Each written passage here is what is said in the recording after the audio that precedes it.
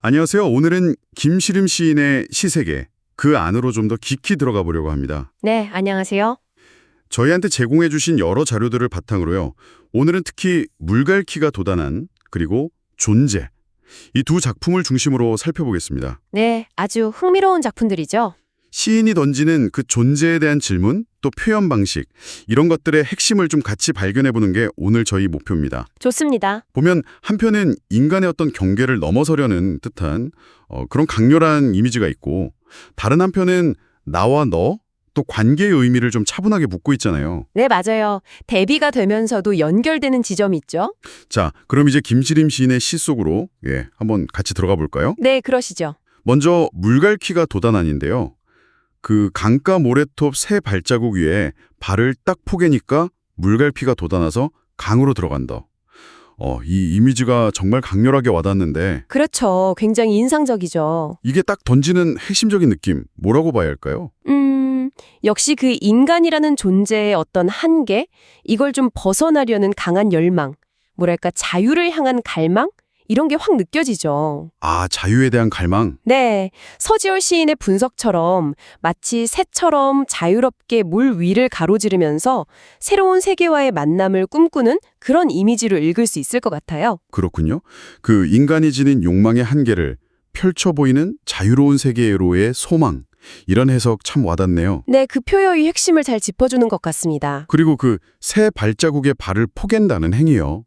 이게 그냥 따라하는 걸 넘어서 뭐랄까 자연이랑 하나가 되려는 시도, 그런 느낌도 들어요. 아, 네, 맞아요. 박영균 시인의 시하고도 이게 연결된다는 분석이 있더라고요. 그렇죠. 서지월 시인이 딱 그 부분을 이야기하는데요. 박양균 시인의 물새 발자국 옆에 자기 발자국을 이렇게 남기는 행위랑 김시림 시인의 이 발을 얻는다는 표현, 이걸 연결하면서 네네. 이게 바로 자연과의 합일되는 이미지로 동화됨. 그러니까 자연과 정말 하나가 되고 싶어하는 어떤 깊은 열망의 표현으로 보는 거죠. 아, 합일. 인간의 경계를 넘어서 정말 자연 그 자체가 되려는 듯한 그런 느낌이네요. 맞습니다. 그런 강렬한 소망이 느껴지죠. 그러면 시에 나오는 그 강 있잖아요. 이것도 그냥 우리가 아는 그 강, 흐르는 물, 그 이상일 것 같아요. 네, 충분히 그렇게 볼 수 있죠. 어떤 상징적인 공간으로 볼 수 있을까요? 서지월 시인의 해석을 좀 빌려보자면요. 이 강이라는 게 우리가 쉽게 건널 수 없는 어떤 경계? 그 너머의 세계일 수도 있고요. 아, 건널 수 없는 세계? 혹은 정말 새처럼 자유롭게 헤엄치고 싶은, 다다르고 싶은 그 욕망의 대상 그 자체일 수도 있다는 거죠.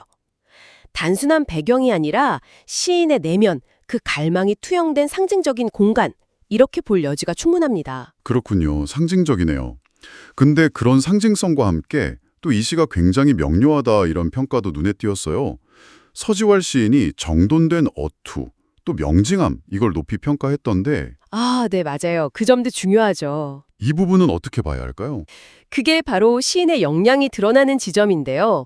뭐랄까, 불필요한 수식이나 설명을 최대한 배제하고 그 강렬한 이미지 하나로 시의 핵심을 딱 웅식해서 전달하는 거죠. 아, 핵심만 딱. 네, 적은 언어로 오히려 더 깊은 울림을 만들어내는 힘, 시인의 어떤 절제미가 오히려 메시지를 더 강하게 만드는 그런 면이 있습니다.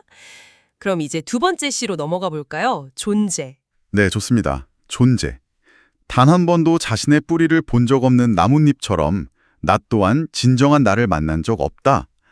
와, 이 시작부터가 굉장히 철학적이에요. 그렇죠. 확 사로잡죠. 나라는 존재에 대해서 정말 깊이 생각하게 만드는 구절인데요. 네. 이 시는 결국 진정한 나를 안다는 게 얼마나 어려운 일인가 이걸 이야기하는 것 같아요. 나뭇잎이 자기 뿌리를 못 보잖아요. 그것처럼 우리 자신도 스스로의 근원이나 본질을 온전히 파악하기는 어렵다는 거죠. 그렇죠.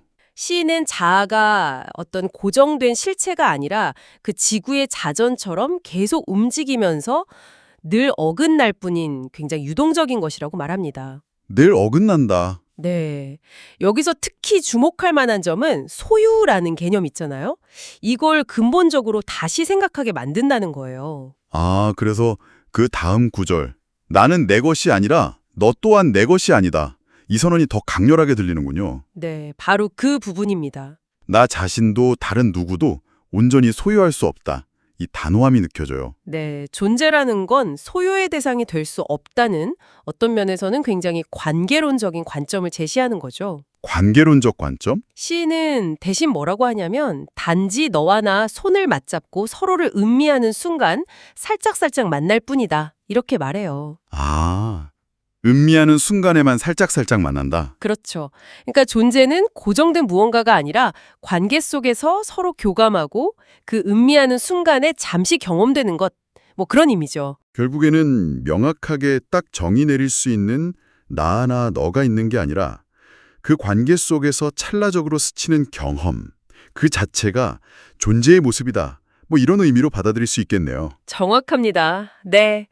존재를 막 교정하려고 하기보다는 그 서로를 음미하는 순간, 즉 소통하고 교감하는 그 경험 자체에 주목하는 시선인 거죠. 그렇군요. 이건 존재가 뭐 미리 정해진 게 아니라 관계 속에서 계속 변화하고 흘러간다는 약간 비결정론적인 그런 사유와도 연결될 수 있겠습니다. 비결정론적인 사유.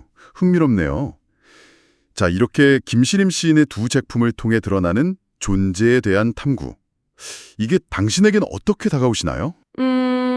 물갈퀴가 돋아 안에서는 그 한계를 넘어서려는 강렬한 열망과 이미지를 보여줬고 또 존재에서는 관계 속에서 끊임없이 변화하는 자아에 대한 철학적 성찰을 보여줬잖아요. 네, 두시 모두 김시림 시인 특유의 스타일, 그 간결하면서도 깊은 사유를 담아내는 방식이 정말 잘 드러나는 것 같아요. 아, 간결함 속의 깊이. 그렇죠. 아까 서지열 시인이 언급했던 그 정돈된 어투와 명징함이 바로 이런 부분을 말하는 거겠죠. 네네. 인간의 근원적인 질문을 다루면서도 뭐 애둘러가지 않고 핵심을 딱 포착하는 힘.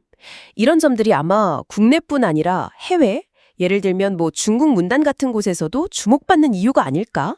그렇게 생각합니다. 시라는 장르가 정말 어떻게 이렇게 응축된 언어와 이미지로 깊은 생각을 전달할 수 있는지 잘 보여주는 사례 같아요. 네, 맞습니다. 오늘은 김시림 시인의 물갈퀴가 돋아난 그리고 존재 이 두 작품을 통해서 시인이 탐구하는 존재의 의미와 그 독특한 표현 방식을 함께 살펴봤습니다. 이 간결한 언어 속에 담긴 깊은 사유의 세계가 당신에게도 좀 흥미롭게 다가갔기를 바랍니다. 네, 마지막으로 아까 이야기 나눴던 존재에서 시인이 말한 그 서로를 음미하는 순간 있잖아요. 아, 네. 음미하는 순간. 이걸 한번 생각해 보시는 건 어떨까 싶어요. 단순히 뭐 손을 잡는 그런 물리적인 행위를 넘어서 당신의 삶에서 타인과 깊이 교감하면서 서로의 존재를 느끼는 그 음미의 순간. 그게 과연 언제 또 어떤 모습으로 찾아오는지 잠시 떠올려 보는 것도 이 시를 더 깊이 이해하는 좋은 방법이 될 수 있을 것 같습니다.